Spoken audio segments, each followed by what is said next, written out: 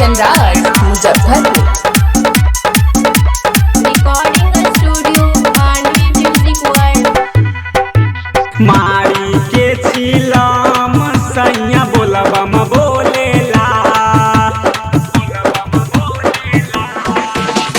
मारी के चिलम सैया बोलबम बोलेला, हथबा के जोड़ी अभिनंदन करेला। ए सखी हो हथबा के जोड़ी अभिनंदन करेला। बोला बोला देवघर वाले बाबा की। डीजे कंचन राज मुजफ्फरपुर। जब से चढ़ल बाबे सावन के महीना, घरबा न रहे सखी उताए को दीना। ए सखी जब से चढ़ल बाबे सावन के महीना, घरबा न रहे सखी उताए को दीना।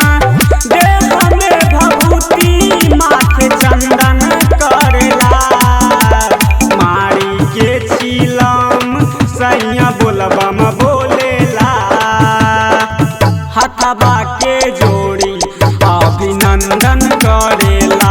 ए सखी हो हथबा के जोड़ी अभिनंदन करेला। बोला बोला देवघर वाले बाबा की। डीजे कंचन राज मुजफ्फरपुर। आनंद राजा के करी के तनो माना, कहले कि हाई महाकाल के दीवाना। ए सखी चंदन राजा के करी के तनो माना, कहले कि हाई महाकाल के दीवाना। एको नहीं नियम नरेंद्र खंडन करेला, मारी के चिलम सैया बम बम बोलेला, हथबा के जोड़ी अभिनंदन करेला।